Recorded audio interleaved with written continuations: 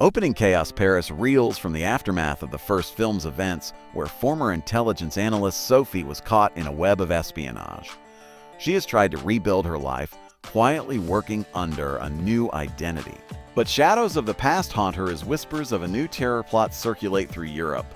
A bombing near Gare du Nord shakes the city to its core. Sophie is pulled back into danger when authorities suspect a network tied to her old enemies. A reluctant return Sophie resists getting involved, wanting nothing more than peace. But when she discovers that her former ally, Jean-Luc, has gone missing, her resolve wavers. She visits his abandoned safe house, finding cryptic codes and maps pinned to the walls. It becomes clear he was investigating something massive. Against her will, Sophie decides to retrace his last steps. The Shadow Syndicate Sophie learns of a mysterious syndicate called Le Cercle Noir, a clandestine group orchestrating attacks across Europe. They are well-funded, deeply connected, and far more dangerous than anything she's faced. Clues suggest Jean-Luc uncovered their Parisian base, but every move Sophie makes seems anticipated, as if someone is watching her. The first trap following a lead into the Paris catacombs, Sophie nearly falls into an ambush. Armed men chase her through the underground tunnels, their knowledge of her movements uncanny. She barely escapes with the help of an unknown masked figure. When she tries to follow, the stranger vanishes. Hi-yo. She's left with a single cryptic message scrawled on the wall. Trust no one. The betrayal revealed digging deeper, Sophie realizes the French intelligence agency has been compromised. High-ranking officials are either manipulated or directly working with Le Cercle Noir. Old colleagues treat her as a fugitive, framing her for crimes she didn't commit. Sophie's world narrows. Her only choice is to fight from the shadows. The unexpected ally, the masked stranger, returns, revealing himself as Marcus Adler, a former German spy with his own vendetta against the syndicate. Though Sophie distrusts him, he proves valuable with intel and resources. He claims Le Cercle Noir has infiltrated not just Paris, but Berlin, London, and Brussels. Sophie reluctantly agrees to work with him, knowing she cannot survive alone. A deadly game, Sophie and Marcus follow a trail of encrypted communications to a high society gala at the Louvre. The syndicate plans to exchange critical data hidden in a priceless piece of art. Sophie dons a disguise and navigating the glittering event while evading surveillance. But just as she closes in, a masked gunman disrupts the exchange, setting the museum into chaos. The Louvre heist twists in the chaos. Sophie manages to secure the art piece, but learns it is not the final data, it's a key to something larger. Pursued by assassins through the streets of Paris, Sophie and Marcus fight desperately to escape. They begin to piece together that the syndicate isn't just targeting France, it's planning a coordinated continental blackout. The trap is bigger than they imagined. The ghost of Jean-Luc Sophie discovers proof that Jean-Luc may still be alive, held captive by Le Cercle Noir. His knowledge of intelligence networks makes him invaluable to them. A recording surfaces where he cryptically warns Sophie not to follow. Torn between mission and loyalty, Sophie decides she must save him, no matter the cost. Marcus warns it may be exactly what the syndicate wants. Double-cross in Montmartre, they arrange a meeting with a supposed informant in Montmartre. But the informant betrays them, leading to a rooftop chase amid the glowing Paris night. Sophie narrowly escapes death when Marcus sacrifices himself to hold off their attackers. Believing Marcus dead, Sophie flees with the stolen intel. Her resolve hardens. This fight has become personal. Into the fire, Sophie cracks the data hidden within the art piece, revealing schematics of Europe's power grids.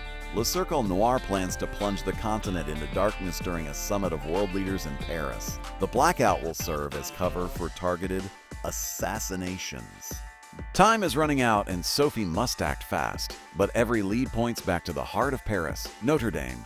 The Notre Dame conspiracy infiltrating Notre Dame, still under reconstruction, Sophie finds it rigged with explosives and tech servers. The cathedral has become the syndicate's nerve center. She disables part of the system but is caught and restrained. To her shock, Marcus reappears, alive but seemingly allied with the enemy.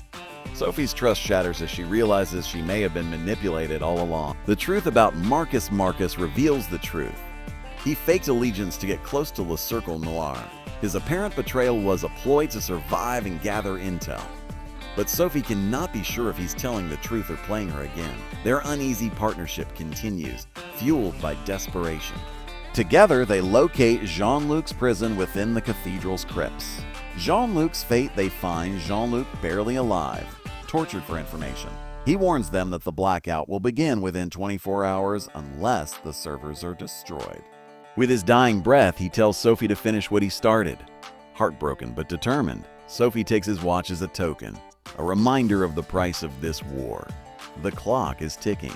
The citywide blackout begins. Paris plunges into darkness as the syndicate triggers their plan earlier than expected. Sirens wail, explosions rock key districts, and panic spreads. Sophie and Marcus race through the blacked-out streets, dodging patrols and drones. Their only chance is to reach the main control hub hidden beneath the Seine. The city itself becomes a trap, every bridge and alley deadly. Under the Seine navigating tunnels beneath the river, they confront heavily armed operatives.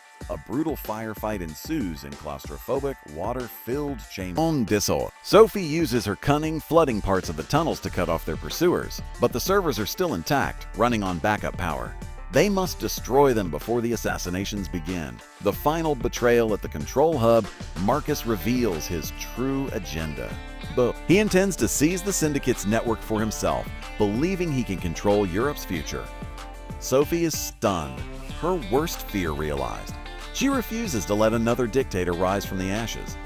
A brutal fight erupts between them, testing Sophie's limits of trust and strength. Sacrifice at dawn, Sophie defeats Marcus but sustains severe injuries. With her last strength, she rigs explosives to destroy the servers. As dawn breaks over Paris, the tunnels erupt in flames, severing the Syndicate's network. The assassinations are thwarted and chaos subsides. Sophie barely escapes the flooding tunnels, emerging battered but alive. A fragile peace authorities arrive, restoring order to the city. Sophie is hailed as a hero, though she disappears into the crowd once again. The remnants of Le Cercle Noir scatter, their leader escaping into the shadows. Paris begins to heal, but scars remain. Sophie finds a moment of peace, visiting Jean-Luc's grave, determined to honor his sacrifice. Post-credit scene in a dimly lit office in Brussels. A mysterious figure watches surveillance footage of Sophie. He smiles coldly, declaring, "A phase 2 begins now." A map of Europe glows on the wall, marked with red targets spreading eastward. The Paris trap may be over, but the greater game has only just begun. Sophie's fight is far from finished.